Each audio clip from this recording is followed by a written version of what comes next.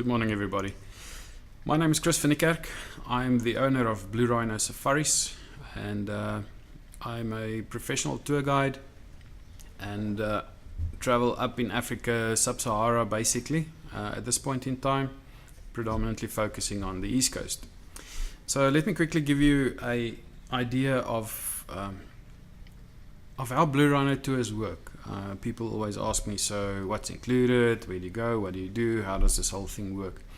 And there is a page on the website that has it in. The video is obviously linked on this page, but if you didn't want to go through the whole page and give me an opportunity just to explain it to you, let me do that for you.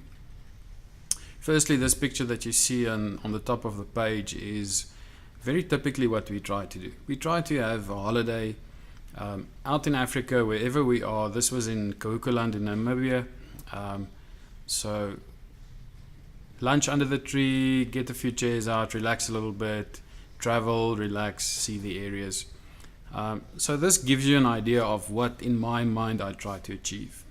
It's guests of mine, obviously relaxed, enjoying it, and just sitting around under a tree for lunch or for a coffee break. Or this day specifically wasn't a long day, so we had a lot of time to just chill and relax a bit.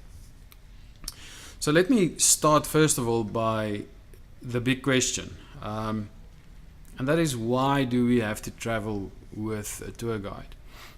There are many people that would purchase a 4x4, get a tent, a fridge, and off they go into Botswana, or they go into Zambia, or wherever.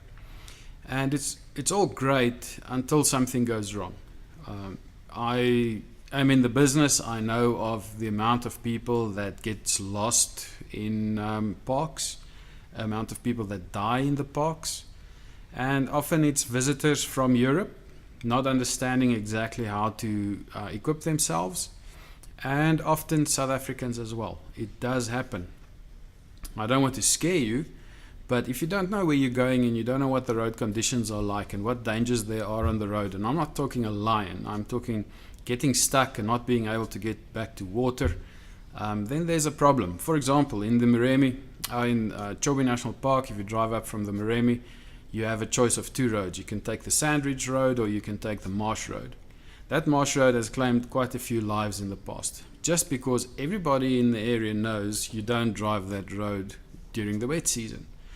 But someone who goes out for the first time, now this is not published, so nobody knows it, except for the locals and the people that travel there often. It's not in a newspaper or on a wall somewhere.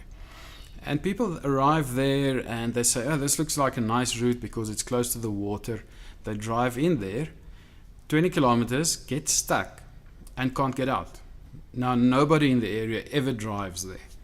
It would be months before anybody would go in there. And this has claimed the lives of a few people in our African parks before. The rest of us know you don't take that road in these months. You rather go around on the sand road, and everybody's driving the sand road. And these people that were alone, first of all, not familiar with the area, they have a 4x4 and they think everything is great. Take the wrong road, and the holiday becomes a death trap. And that's why you go in groups traditionally. One, you have strength in numbers, so there's always backup. If you need a spare tire, or you need a tool, or your fridge breaks, or anything happens, there's people with the equipment that can assist you. If I go to an area that I'm not very familiar with, then I would always split the group, hang back a little bit in the back, let me go first and just see if it's safe to do this or not. If it's not, we'll come back. If I have a problem, at least someone is out there that can go back and call for help. So that is a very, very big thing in Africa. I can't overstate how important it is. It's pointless having all of this stuff and then you end up with a disaster. So we want to enjoy what's out there.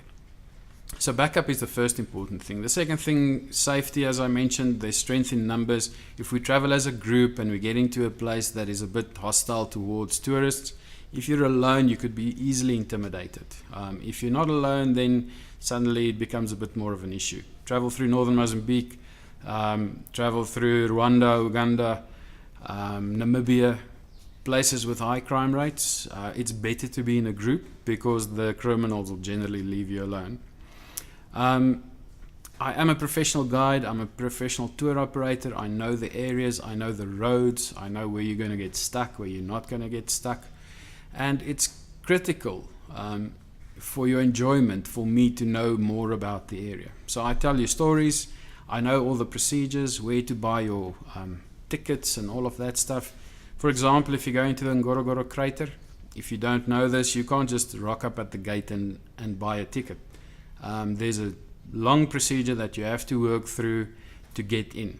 You can pay with a credit card at some gates. Now, I know which gates we can do that at, and I know which gates you can't do that. So understanding the procedure when you go through the parks and the countries, very important. It makes for an enjoyable trip. You don't have to do a lot of planning because you're coming with me. I do all the bookings, I do all the planning, I do all the preparation. So the legwork is something that I would do for you. And then you learn stuff. As we drive, I tell stories. I know the history of most of these places. I read up on them. I studied it. And I share my stories that I have with you guys as I go through. As you can see on these photos, documentation, illness and diseases, the money, all of these things are stuff that the professional tour guide will know and can assist you with, and it takes all of that stress out of your hand. So how does a tour work? Well, typically I would do all the bookings, all the camping arrangements, everything will be done. We could sleep in lodges, we could sleep in camps, it all depends on the tour itself. What is included is the Bluerhino fees, the fees that you pay me, and then normally I would include your park fees as well as your camping and accommodation fees. Excuse me. So you don't need to worry about whether you are going to visit a park or not when you're in my group. I know some guys do that, they make the tour very cheap, but you have to pay your own park entry fee. Problem with that is you arrive at the gate, half of the group wants to go in and the other half says it's too expensive. And then you're stuck with this, well, who's doing what now? So I'm trying to keep the group together so that we do all the things together as we travel on the tour. And that's the whole idea behind including park fees and camping fees on my side, so that it's already done. By the time you depart, everything is paid. You don't have to worry about anything else. What is extra? Normally your fuel would be extra. You can just budget the same as you would in South Africa. Different countries have different prices, but generally it's about the same. Your border crossing costs would be additional. And then your activities. If you want to do a hot air balloon ride into the Serengeti or a boat ride on the Chobe or things like that, visit Vic Falls, things like that might be extra. It all depends on the tour itself. What must you bring along? Well, you don't need to bring anything. You need a 4x4 with a low range. If it doesn't have a low range, give me a call and say, this is what I got, can it work? A few things important there is your ground clearance. Do you have good ground clearance? And what type of a four-wheel drive system does it have? Not all vehicles are suited, not because they're bad, just because the roads are sometimes a bit rough and you can damage a vehicle, and I don't want to do that. So normally any 4x4 with low range would qualify immediately. Any 4x4 without low range, just check in with me. Let's make sure that it can actually go where you need to go. You don't have to bring anything else along. There's no need for recovery equipment. I bring all the recovery equipment. And that's it. So really straightforward. I've got extra tents, I've got extra fridges, I've got stretchers and things. So if you don't have something, just phone me and say, this is what we need, we want to come along, can you help us? And I'll just give those things to you to join me on a trip. A typical day, normally I would get up at about 6 o'clock sunrise, have a cup of coffee, make sure everybody's sort of alright during the night, everything is where it's supposed to be, and then I aim for a departure time of about 2 hours after sunrise. So if sunrise is around 6 o'clock, then we would aim for about 8 o'clock departure. Gives you time to do breakfast. So if you get up a little bit earlier, you can have coffee, breakfast, break up camp, pack, and we go.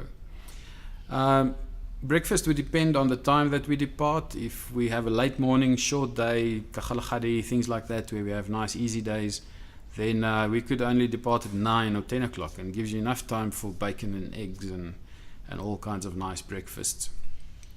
During the day, I would normally travel about 2 hours and then I'll have my first stop for coffee. I boil a kettle. I take the water along, boil a kettle, so you bring your cup with your coffee or your tea or hot chocolate, whatever you want, and you can have that for tea time. You can have your breakfast at that time. So the first stop would be 20-30 minutes, and then we would be off again.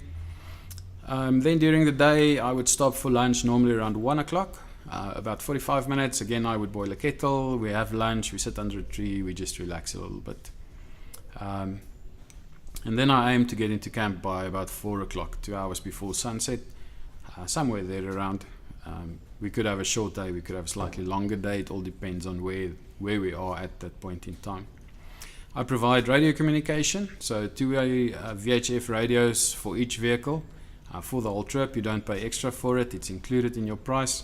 And that gives me the opportunity to keep contact with you, and also to tell stories as we drive, or we come across a few lions, and I can tell you the background of lions and how that works and how the prides work and those type of things. So I try to give you nice interpretive talks. And then at night I sort out the fire. So I make sure that there's firewood, that the light is up, that there's tripods. You have to bring your own grid, but there's tripods, there's a spade. So we do a communal fire at night. You don't have to braai there if you don't want to. You can still make your own fire. You can eat dinner on your own. You don't have to do it all in one group. For me, it's important to keep your independence and your own personality on a trip. And that sometimes means that you and your loved one goes for dinner every night on your own because it's a special time for you, and that's perfectly fine. No problem with that. If you want to join the group sitting by the fire, you do that maybe every second night or every night, whatever you feel like. So that's the whole idea of how we do things, the way we do it. And then when I do preparation, I give proper preparation in all regards to my guests. And this is the tip preparation pages that they would see when they log onto my website, go into my prep pages, and they will find these areas that they can have a look at. So this is just to give you an idea of the extent of the preparation that I do with my groups before we depart. So once you've paid your deposit, you have access to these pages, and you can start working through them as to what is important and what not. And just to give you a quick idea of this is now for Serengeti in 2019. The tour dashboard will give you the basics of the tour itself, how far we will be driving, meeting time and date, distance, when we go through malaria, the basic things about the tour itself, fuel availability, things like that. So it's very specific about the tour itself. General preparation will tell you about cooking, the type of equipment that you need to take along or consider when you're taking along. General preparation is just really general stuff. Documentation would be what documentation you need, where to get it, and what to take along.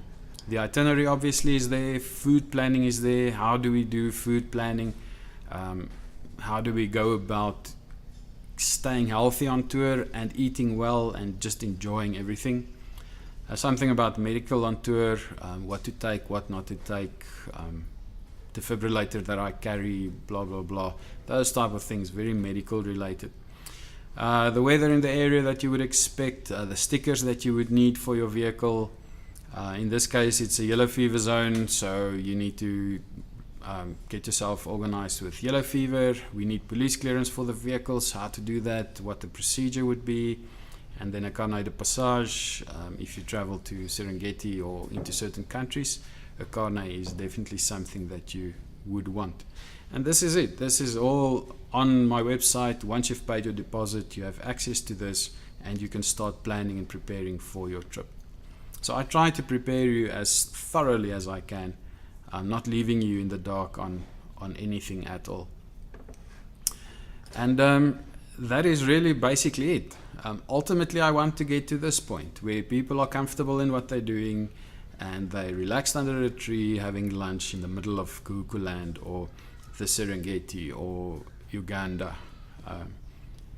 And that's the idea. If I can get to this point with my groups, then that's what I want to achieve.